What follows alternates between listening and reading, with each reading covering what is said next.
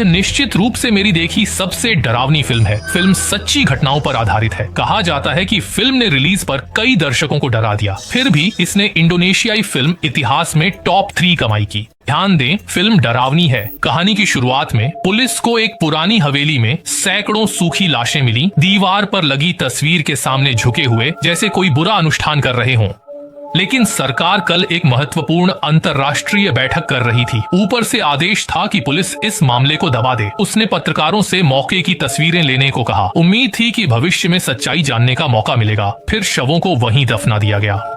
30 साल बीत गए। न केवल केस में कोई प्रगति नहीं हुई, बल्कि जहां शव दफनाए गए थे वहां अब एक अपार्टमेंट बिल्डिंग है। पिता कुछ अजीब व्यवहार करने लगे हैं। वह रोज एक सूटकेस लेकर बाहर जाते हैं, घर लौटकर उसे अलमारी में बंद कर देते हैं। और भी अजीब बात, उनके आने के कुछ ही समय बाद इमारत में तरह तरह की अजीब घटनाएं होने लगी। पहले 8वीं मंजिल का कूड़ा ढलान नहीं खुला। नीनी मजबूरन कूड़ा 7वीं मंजिल ले गई। वहाँ के लोग जैसे उसके आने का इंतजार कर रहे थे। सबने पहले से ही दरवाजे खोल रखे थे और उसे दयालु नजरों से देख रहे थे। नीनी के रोंगटे खड़े हो गए। जब उसने कूड़ा फेंका और मुड़ी तो देखा सभी पड़ोसी दरवाजे पर खड़े उसे घूर रहे थे। ये देख वह बुरी तरह डर गई, पर पलक झपकते ही वे अपने कमरों में लौट गए। नीनी सोचने लगी कि कहीं उसे भ्रम तो नहीं हुआ। वह जल्दी से घर की ओर भागी। कुछ देर बाद 8वीं मंजिल की शाओवेई भी कूड़ा फेंकने जा रही थी। उसे भी नीनी जैसा ही अनुभव हुआ। जब वह मुड़कर नीचे जाने लगी, अचानक पीछे से एक आवाज आई। कूड़े के रास्ते का दरवाजा अचानक खुल गया। शाओवेई ने ज्यादा नहीं सोचा। उसने लापरवाही से कचरा अंदर फेंक दिया, लेकिन पाया कि सारा कचरा मार्ग में फंस गया था। उसे लकड़ी की छड़ी उठानी पड़ी और कचरे को नीचे गिराने की तैयारी करनी पड़ी। जब उसने आधा शरीर मार्ग में डाला, अचानक कुछ हुआ।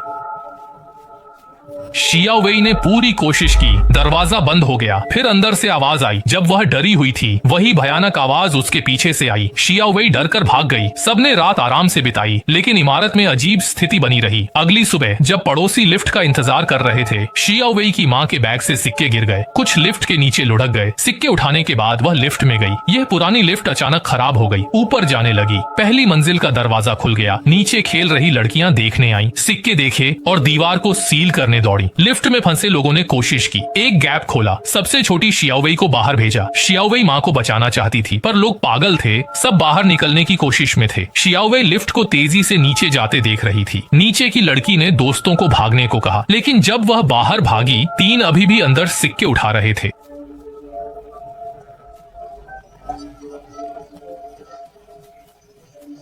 तीनों लड़कियां और लिफ्ट में सवार सभी लोग मारे गए। सब इसे दुर्घटना मान रहे थे। अनजान की बड़ा खतरा आने वाला था। शाम को एक के बाद एक अजीब घटनाएं हुई। पहले भारी बारिश हुई। अधिकांश लोग बच निकले। शवों को दफनाने में कोई नहीं था। पीड़ितों को घरों में ही रखा गया। अंत में अकेली रहने वाली लड़की ताली ने रेडियो पर अपना गाना सुना।